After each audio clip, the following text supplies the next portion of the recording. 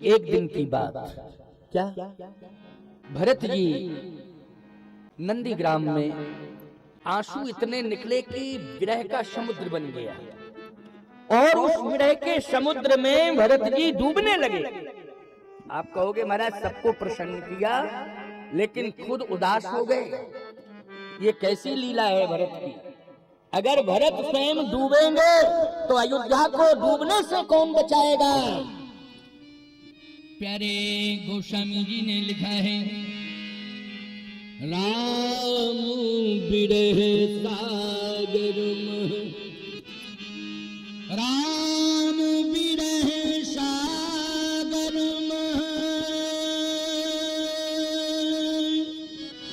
भरत मगन मन हो।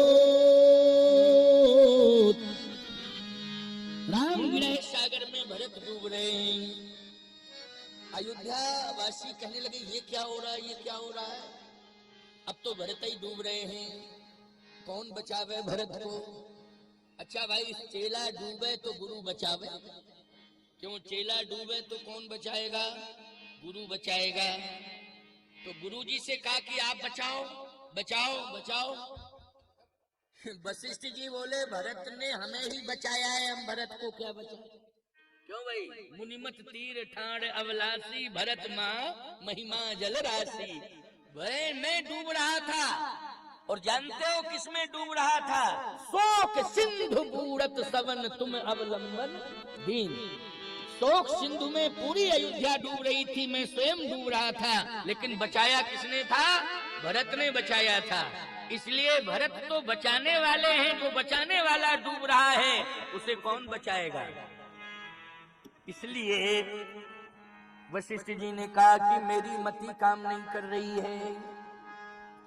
पुत्र डूबता है तो माँ बचाती है, लेकिन कौशल्या अम्बा कह रही है मेरी मति भी काम नहीं कर रही है। पिता के पद पर बैठे हुए हैं सुमंत जी महाराज, आदर कीन पिता समलेखा। तो पिता के पद पर कौन बैठे हैं, प्रधानमंत्री सुमंत जी। लेकिन सुमंत जी भी कहते हैं कि मैं भी नहीं बचा सकता हूँ, तो कौन बचाएगा। बोले विप्र रूप धरि पवन सुत आय गयऊ जन पोत। हनुमान जी आ गए, हनुमान जी आ गए। हनुमान जी महाराज ने देखा आए गयऊ जनपोत। डूबते हुए व्यक्ति के सामने यदि जहाज आ जाए, नाव आ जाए, जहाज आ जाए, तो क्यों भाई बहुत बड़ा सहारा हो जाता है ना, उम्मीद बढ़ जाती है। इसलिए हनुमान जी आए तो इसका मतलब है कि अब हनुमान जी डूबने नहीं देंगे, डूबने नहीं देंगे हनुमान जी। हनुमान जी ने कहा रुको रुको रुको। भरत जी आंख बंद किए हैं, आंसू निकल रहे हैं, आंसुओं से विरह का समुद्र बढ़ता जा रहा है और भरत जी कंठ तक डूब गए, क्योंकि प्राण कंठ में आ गए। साधु के प्राण जब निकलते हैं तो ब्रह्मरंध्र से निकलते हैं, ब्रह्मरंध्र से। यही साधु की पहचान, भजनानंदी साधु की पहचान है, ब्रह्मरंध्र से प्राण निकल जाते हैं। आजकल तो लोगों के प्राण निकलते पता नहीं कहां से निकल गए प्राण, लेकिन ब्रह्मरंध्र से प्राण किसी के निकले हैं तो वो साधु ही है। और ये समझ लेना भजन करने वाला साधु है, चाहे भले ही गृहस्थ जीवन में क्यों न रहता हो, लेकिन उसने वास्तव में भजन किया है, ये समझ लेना। और भरत जी के प्राण कंठ में हैं, ब्रह्मरंध्र की ओर जा रहे हैं, लेकिन प्रभु ने कहा था कि भरत किसी मरना तो है ही नहीं, किसी को मरने भी नहीं देना है। अब प्राण यहाँ अटके हैं। अच्छा भैया भगवान समझ गए कि भरत को मैंने कह दिया था, लेकिन भरत धीरज तोड़ चुका है। क्या धीरज तोड़ चुका है भरत, भगवान समझ गए। इसलिए हनुमान जी को भेजा है कि जाओ हनुमान। और हनुमान जी प्राण को रोकने के लिए आ गए। क्या प्राण नहीं निकलने देंगे। हनुमान जी ने कहा रुको रुको रुको। अच्छा प्राण से कहा कि निकलना नहीं, रुको। अब हनुमान जी कह दें तो किसके प्राण निकले, बोलो भाई जल्दी बोलो। हनुमान जी कह दें तो किसके प्राण निकलेंगे। अच्छा काल की हिम्मत है कि हनुमान जी रोक दें और प्राण ले जाए, हैं? मौत की हिम्मत है? लंका में आई थी मौत लक्ष्मण जी के सामने। हनुमान जी ने कहा छूना नहीं, उठा के पटक दूंगा, झंझट ही खत्म हो जाएगा हमेशा हमेशा के लिए। अच्छा एक बात बताएं, हनुमान जी अगर मौत को पछाड़ देते तो फिर ईमानदारी से बताओ मरने वाला झंझट खत्म हो जाता कि नहीं हो जाता है? जब मौत ही नहीं, न रहेगी बांस न बजेगी बांसुरी, न रहेगा बांस न बजेगी बांसुरी। अब मौत डरी, मौत बोली नहीं नहीं नहीं नहीं, नहीं। फिर यहाँ क्यों आई तू ये बता। मौत बोली मैं राम जी का दर्शन करने आई थी कि दर्शन कर, तो जा वापस वापस जा। एक बुढ़िया कह रही थी, लकड़ी का गट्ठा रखा सामने जंगल में लेकिन उठ नहीं रहा था, तो कह रही थी इस बुढ़ापे में भी काम करना पड़ रहा है। अरे मौत तो कहाँ चली गई, मौत तो नहीं आती है। मौत आ गई। बुढ़िया बोली तुम कौन हो? का किसको बुला रही थी तुम ये बताओ, अभी जो जिसका नाम ले रही थी। तो मौत ने कहा मैं मौत हूँ, तुम्ही ने तो कहा कि मौत नहीं आ रही है, तो मैं आ गई हूँ। किस लिए बुला रही थी? बुढ़िया बोली गट्ठा उठाने वाला कोई नहीं था इसलिए तुम्हें बुलाया मैंने कि गट्ठा उठवा दो। मरना वो भी नहीं चाहती है जो है, बस बोझ जो है मौत हमारे सिर पर रख दे, भले ही मौत ना आवे बोझ हमारे सिर पर बना रहे। क्यों भाई यही कंडीशन है कि नहीं? बोझ सिर पर भले ही बना रहे लेकिन मौत ना आवे, सभी यही सोच रहे हैं इसलिए बोझ ढोते जा रहे हैं। लेकिन मैं एक बात कहना चाहता हूं, ये बोझ कब तक ढोते रहोगे? आधार चाहिए, क्योंकि भार को उठाने के लिए आधार होना चाहिए। तो याद रखना अभी तुम्हारे ऊपर बोझ है, भार है, लेकिन यदि तुम भार को हल्का करना चाहते हो तो राम नाम का आधार ले लो, ये तुम्हारा भार हल्का हो जाएगा, किसी भी प्रकार की कोई परेशानी नहीं रहेगी। किसका आधार होना चाहिए? राम नाम का आधार होना चाहिए। ये भार आपको किसी भी प्रकार से परेशानी देगा ही नहीं है। हनुमान जी ने पर्वत उठा लिया, बोलो कोई दिक्कत हुई? क्यों? राम नाम का आधार था, है कोई दिक्कत नहीं हुई, पर्वत ही उठा लिया पूरा। इसलिए कहने का तात्पर्य मेरा ये है कि आप सब संकल्प लो राम नाम का आधार रहे। हनुमान जी ने कहा कि ऐ महाभाग क्या सोच रहे हो? भरत जी ने कहा कि यही सोच रहा हूं कि कारण कवन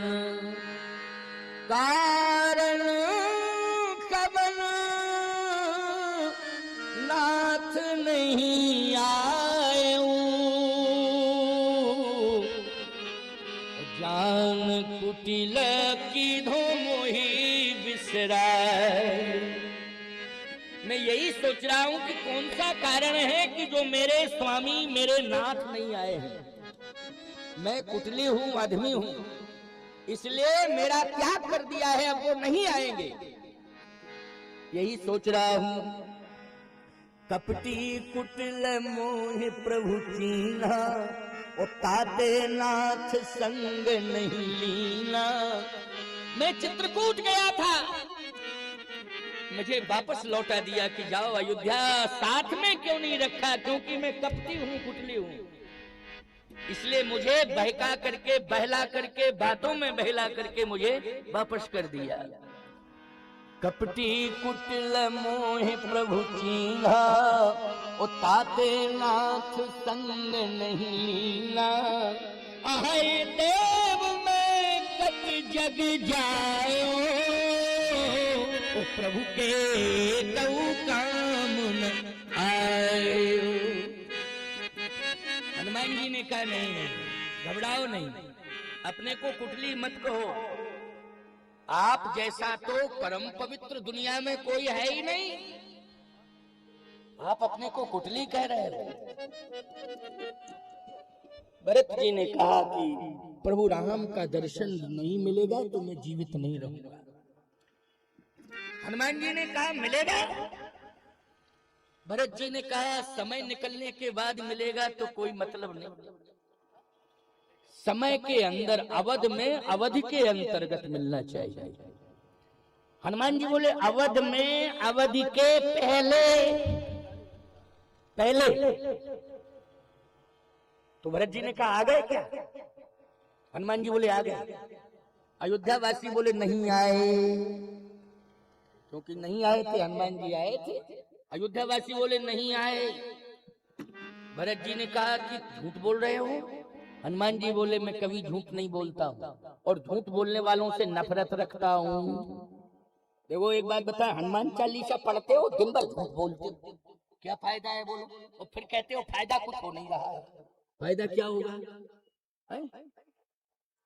झूठ, कम से कम इतना तो संकल्प ले लो कि अकारण में झूठ मत बोलो।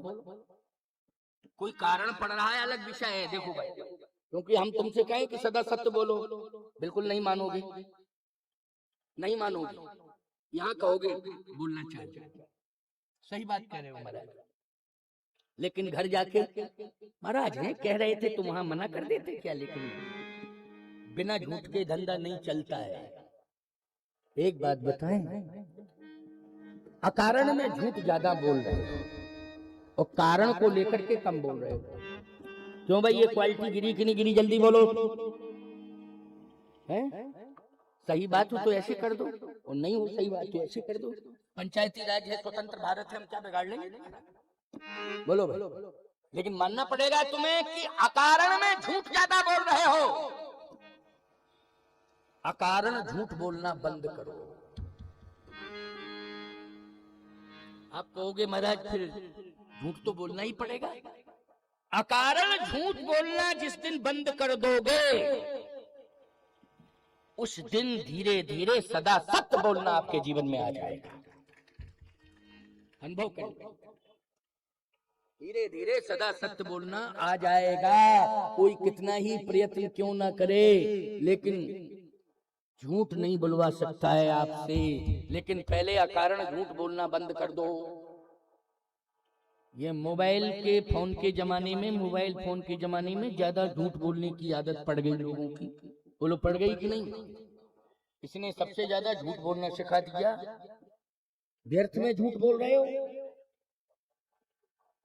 याद रखना, नहीं असत्य सम पातक पुंजा, ये स्पष्ट लिखा हुआ है। अब नहीं मान रहे हो तो फिर हम क्या करें? नहीं असत्य सम पातक, धर्म न दूसर सत्य समाना, आगम निगम पुराण बखाना। सत्यम धर्म, कहां तक समझावे, कितना बतावे? लेकिन सुनिए इस प्रसंग को ध्यान से। निश्चित रूप से एक ना एक कोई सूत्र, कोई भाव आपको सदमार्ग पर लाने के लिए पर्याप्त हो जाएगा। भरत जी ने कहा कि आ गए क्या? अयोध्या वासियों ने कहा नहीं आए। कहा झूठ बोल रहे हो। हनुमान जी ने कहा मैं झूठ नहीं बोलता हूँ, कभी नहीं बोलता हूँ झूठ, और झूठ बोलने वालों से नफरत रहती है। तो अयोध्या वासियों ने कहा कि राम जी तो नहीं दिखाई दे रहे हैं। हनुमान जी ने कहा कि क्या बतावे, मोतियां बिंद आ गया सबकी आंखों पे, तो कहां से दिखाई दे जाएगा? अयोध्या वासी बोले अच्छा है। हनुमान जी बोले हैं, यही तो है। भरत जी ने कहा कि दर्शन कराओगे? कहा नेत्र खोलिए ना। भरत जी ने कहा कि नेत्र खोलूंगा और दर्शन नहीं मिलेगा तो निश्चित है कि क्रोध आएगा, और क्रोध से निश्चित रूप से मेरे तप को प्रभावित करेगा वो, और मेरा तप प्रभावित होगा। तब तो निश्चित रूप से मैं अयोध्या में रहने के लायक भी नहीं रहूंगा। संसार में कहीं मुझे जगह नहीं मिलेगी, किसी लोक में मुझे जगह नहीं मिलेगी, क्योंकि भजन करने वाले को क्रोध नहीं करना चाहिए, तप करने वाले को क्रोध नहीं करना चाहिए, व्रत करने वाले को क्रोध नहीं करना चाहिए। अगर आप व्रत कर रही हैं, आप व्रत कर रहे हैं, और यदि क्रोध आ रहा है तो व्रत भंग हो गया, बिल्कुल पूरी तरह से व्रत भंग हो गया। कोई, इसलिए व्रत के दिन मौन रहने की परंपरा है। चाहे एकादशी का व्रत हो, चाहे कोई व्रत हो, मौन रहने की परंपरा है, क्योंकि मुख से गलत शब्द ना निकल जाए, क्रोध ना आ जाए, व्रत भंग ना हो जाए। भरत जी ने कहा कि दर्शन नहीं मिलेगा तो क्रोध आएगा, क्रोध में पता नहीं क्या मुख से निकल जाएगा, मेरा भजन व्यर्थ हो जाएगा। हनुमान जी ने कहा कि नहीं नहीं, दर्शन होगा। होगा दर्शन। याद रखना, जैसे ही भरत जी ने इस बात को कहा, हनुमान जी ने स्पष्ट कह दिया अवश्य दर्शन होगा। और भरत जी ने जैसे ही नेत्र खोले, हनुमान जी ने अपना सीना फाड़ दिया और प्रभु राम का दर्शन करा दिया। प्रमाण के लिए तुलसीदास जी ने अर्धाली लिख दी, कपि तब दरस सकल दुख बीते, ओ मिले आज मोहि राम प्रीते। आज मुझे प्रभु राम मिल गए, मिल गए, मिल गए, लेकिन विमान वाले राम नहीं, हनुमान वाले राम मिल गए। जो हनुमान जी के हृदय में बैठे हैं वो मिल गए। हनुमान जी ने अपना हृदय फाड़ दिया है। प्रभु राम बैठे थे, भरत जी ने दर्शन किया। जैसे ही भरत जी ने दर्शन किया तो दौड़ पड़े, हनुमान जी को हृदय से लगा लिया। जैसे हृदय से लगाया, इतने में पुष्पक विमान आ गया। जैसे ही पुष्पक विमान आया, धाये धरे गुरु चरण सरोरे, अनुज सहित अति पुलक तनोरे। गुरुदेव को साष्टांग प्रणाम किया। जैसे ही साष्टांग प्रणाम किया तो जो बंदर हैं वो वशिष्ठ जी के आसपास आ गए। जैसे ही वशिष्ठ जी महाराज ने देखा कि वानर मेरे आसपास खड़े हुए हैं, तो भगवान राम से पूछ रहे हैं कि ये कौन है। बंदरों ने कहा कि आप अपना परिचय दो, आप कौन हो, क्योंकि जो जगत का स्वामी है वो आपके चरणों में पड़ा हुआ है। बोलो भाई, जो जगत का स्वामी है वो आपके चरणों में पड़ा हुआ है। क्योंकि रावण ने भी राम को भगवान माना है। आप लोग कह देते हो ना, या सुन लेते हो, या हो सकता है कोई स्पष्टीकरण नहीं दिया कि रावण ने राम जी को भगवान नहीं माना। खर दूषण मौसम बलवंता, नहीं को मारे बिन भगवंता। स्पष्टीकरण है कि नहीं? खरदूषण मुझसे बड़ा बलवान है, ये रावण बोल रहा है, नहीं को मारे बिन भगवंता। यदि वो मारे गए हैं तो निश्चित है कि भगवान का अवतार इस धरती पर हो गया है, भगवान आ गया है। तो मैं जाए बैर करी हूं, अब मैं जबरदस्ती विरोध करूंगा, क्योंकि मैं बैर भाव से ही अपना उद्धार करा पाऊंगा। बैर भाव मोए सुमरत निश्चर, इसलिए बैर भाव से ही मैं अपना कल्याण कर पाऊंगा। क्योंकि हुई है भजन न तामस देहा, मन कर्म वचन मंत्र दृढ़ एहा, तो मैं जाए बैर हट करी हूं। इसलिए ऐसा नहीं है कि रावण नहीं समझ रहा है, समझ रहा है कि भगवान का अवतार हो गया। आज वशिष्ठ जी महाराज श्री राम जी से पूछ रहे ये कौन है। वानर पूछ रहे आप कौन है? त्रिभुवन का स्वामी आपके चरणों में पड़ा हुआ है, तो आप कौन हैं? वशिष्ठ जी ने कहा कि मैं अपना परिचय अपने मुख से नहीं दूंगा। अगर मेरा परिचय ही जानना चाहते हो तो अपने स्वामी से पूछो, पूछो। बंदरों ने कहा कि आप परिचय दो, ये कौन है? भगवान राम ने कहा गुरु वशिष्ठ कुल पूज्य हमारे। परिचय दिया, गुरु वशिष्ठ कुल पूज्य हमारे। बंदरों ने कहा ये गुरु हैं, कुल के पूज्य हैं, लेकिन 14 साल एक दिन दिखाई ही नहीं दिए, और इतना बड़ा विश्व युद्ध हुआ लेकिन गुरुजी दिखाई नहीं दिए। भगवान राम बोले इसका मतलब है कि तुमने देखा नहीं है। गुरु वशिष्ठ कुल पूज्य हमारे, वो इनकी कृपा धनुज रन मारे। इनकी कृपा से ही राक्षस मरे, इनकी कृपा से ही राक्षस मरे। बंदरों ने कहा कि एक भी दिन नहीं गए और सब मरते चले गए राक्षस, तो हम लोग क्या करते रहे? हम लोग साथ में रहे, युद्ध में रहे, फील्ड में रहे और खूब लड़े, लेकिन फिर भी ये दिखाई नहीं दिए और इनकी कृपा से सब मर गए। तो एक बंदर कहता है कि प्रभु अयोध्या में आकर के बयान बदल दिया। भगवान बोले कैसा बयान बदल दिया? कहे लंका में कह रहे थे कि तुम्हारे बल में रावण मारे, वानरों तुम्हारे बल से मैंने रावण को मारा। और अयोध्या में बोले इनकी कृपा धनुर्धर मारे। तो लंका वाला बयान अलग है, अयोध्या वाला बयान अलग है। भगवान बोले नहीं, बयान लंका में जो दिया वो सत्य है और अयोध्या में जो बयान दे रहा हूँ वो सत्य है। अंतर इतना है कि तुम लोग ठीक से सुनते नहीं हो। तुम्हारे बल और इनकी कृपा, तो कृपा और बल में अंतर है। बोलो है कि नहीं? कृपा और बल में अंतर है। तुम मेरे सखा हो इसलिए तुम्हारे पास बल है, कृपा नहीं है, क्योंकि सखा हो ना। क्या हो? सखा। अच्छा बोलो भाई, मित्र के पास बल होता है कि कृपा होती है? जल्दी बोलो। बल होता है। तुम सखा हो इसलिए तुम्हारे पास बल है, तो तुम्हारे बल का सहयोग मिला मुझे। वो गुरुदेव के पास कृपा है इसलिए इनकी कृपा अयोध्या से पहुंची है लंका में, और इनकी कृपा से विजय श्री प्राप्त। बोलो भाई, बहुत स्पष्ट बात कही कि नहीं कही? बल और कृपा।